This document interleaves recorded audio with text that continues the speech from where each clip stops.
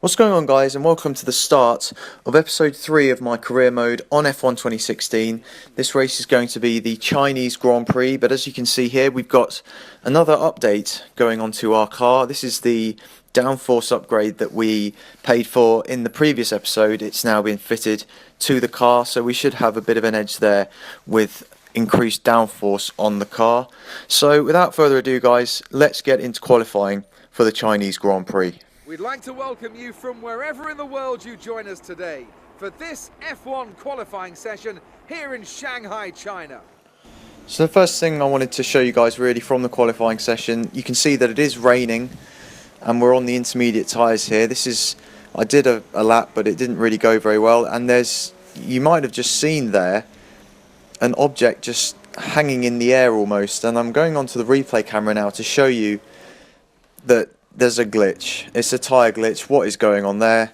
There is a tyre just in the sky, not moving. Looks like an intermediate tyre, and as you can see there as we zoom in, it is indeed an intermediate tyre. There you go. But what is that about? Whose tyre is that, and why is it just hanging in the air? I mean, that's just ridiculous, really.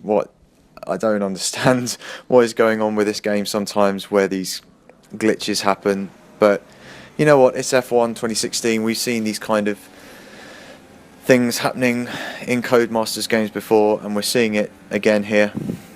So anyway, on to the matter of actually qualifying for this race. You've just seen me crossing the line there to finish my first lap on the Inters, and I've secured P4. And I decided to go for another lap just to see what I could achieve, and you can see me here getting very sideways, coming towards the line from the final corner and nearly actually hitting the wall on the right hand side. And that lap that we did there second time round was good enough for P6 in the race, and you can see we're just ahead of Daniel Kvyat, our good area Toro Rosso teammate.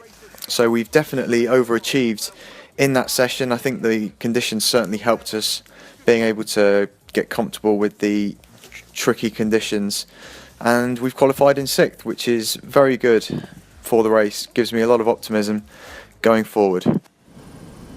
Hard work, ingenuity and ambition. All things you'll find in abundance amongst the 15 million people of Shanghai over there to our southeast. And we've got plenty of that here on the grid as well. 20,000 horsepower, give or take, chomping at the bit to be unleashed for the Chinese Grand Prix. We've qualified above where we expected to be, so try your best to hold on to this position in the race. So here we are on the grid in China, waiting for the 5 lights to come on and then go out as we get underway for the Chinese Grand Prix, the 3rd round of this championship. And it looks like we've got a decent-ish start. We're catching Grosjean in the Haas, and we should be able to get past him into turn 1. And these guys, the AI, don't really block the inside line into this corner, so it means that you can potentially gain a couple of free positions really, although Sebastian Vettel has come back at us on the inside through turn 2, and now we're going down towards this tight right-hander. We're in 5th place. I'm not going to be making any rash moves at this stage of the race. I'll just stick behind these guys from now and try and just keep pace with them through this technical middle section. As you see now, we're coming on to lap 2, and Kevin Magnussen is out of the race, and my teammate Daniel Kvyat as well, and the safety car has come out as a result. So I wonder what happened to cause that. Obviously a collision involving at least those 2 cars. This is the replay looking back up the pit straight, and you can see in the background there that Kvyat has spun round and there looked to be quite a big pile up of cars behind. This is on board with the Haas of Gutierrez, I think, and he gets clouted from behind. And here's one of the Manners as well to see this perspective of the crash, and you can just see that my teammate spins round and everyone then brakes to avoid hitting him, and it causes a bit of a Constantina effect behind where cars hit each other and lose parts of their bodywork and front wing. And we're just going to go back to see where this problem started really. Coming down the back straight towards the hairpin, you've got about 4 cars battling for position here. My teammates, there's a Williams, a Force India and a Manor in the background there, and Kvyat basically got sandwiched coming out of the hairpin, and now we've got a McLaren on the outside as well. So really a lot of battling here, and Kvyat did cut the chicane slightly and was spun around, and then the Manor takes out his front left wheel. So that was the end of Kvyat's race, and we're coming into the pits at the start of lap 3 to change onto the medium tyres, which we're hoping will now last us to the end of this Grand Prix. You'll see we come out behind Sebastian Vettel, so we weren't able to gain a position in the pits, and we're going to re-emerge in 12th position. There's quite a few cars who have come in to put on a harder set of tyres as well to last until the end of the race. So we're in 12th place at the moment behind the safety car, but there'll be a few cars ahead who will need to pit later on. So for now we've just got to preserve some fuel and keep our tyres in good check. You don't want to be wearing out your tyres much when you are stuck behind the safety car. And it's coming in now at the end of lap 5, and we're behind Hamilton and Vettel, so the two cars in front are pretty much for position. The guys ahead of that, I'm not so sure. I can see a Manor up ahead. He surely is out of position as the green flag is waved, and we are racing again in Shanghai, and we've not got the best of getaways there. Vettel has pulled away from us slightly, although we've managed to get a gap to Bottas behind us as well. So we've got 8 or 9 racing laps remaining here in this race, as we've gone wide at turn 1, and that's going to cost us. Bottas is going to go through on our inside, and that was a poor mistake to make just after the safety car period ended. We really needed to be sharp and on the ball and not making mistakes like that. That's cost us a position, and we're now down in P12. So now we're going to have to try and stick with Bottas, as we have managed to do now, onto lap 7, and we might be able to make a move here into turn 1, as again the AI don't really make the most of that line through the first corner. We've got past Bottas and we're side by side with Vettel, but he's going to have the inside now into the next corner. We've touched him slightly, and he's on the soft tyres rather than the medium, which is interesting. I'm wondering if he'll be able to hang on to the end of the race with those tyres. But we're now in P9, so a couple of people must have pitted on the last lap, and we're just going to try and stay with these guys through the middle sector, as now we're coming down to the hairpin.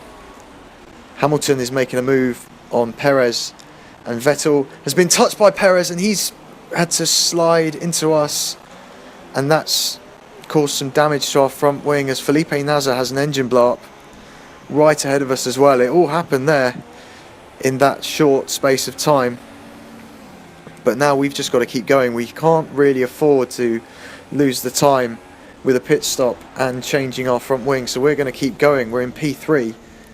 So as it stands, we're on the podium. We're just going to have to battle against a lack of downforce for the last 6 laps or so of this race, with Bottas and a couple of other cars really close up behind us, as we now come onto the back straight, and this Williams is very fast in a straight line, and he's got past even before the DRS, and Ricciardo as well. We've dropped to 5th place.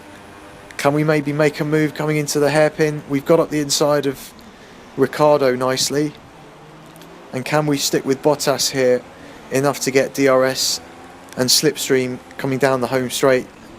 Someone's in the pits. I don't know who that is, to be honest. It might be Vettel, because he's on the softs, and we've got DRS now on Bottas, and this is a move for 2nd in the race, and as long as we get it slowed down and don't run wide, as there's a bit of a glitch there with my recording, but we've managed to put it up the inside of Bottas and move back into 2nd place on lap 9 now out of 14.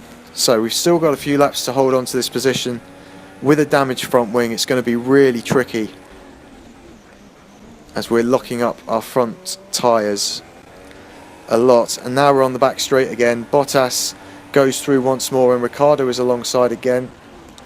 Ricciardo outbrakes us actually, but we're going to try and get the cutback on Ricciardo, which we've managed to do, and we're only just behind Bottas. So again, with the help of DRS, this should be a move up into 2nd place again as we start lap 10, and this is going to be a bit of a slam dunk going into the first corner. Our engine upgrade is really paying off here, as Max Verstappen sets the fastest lap, and we are in 2nd place once again with 5 laps to go in this race, and it's proving to be even more of a struggle with each passing lap to keep these guys behind.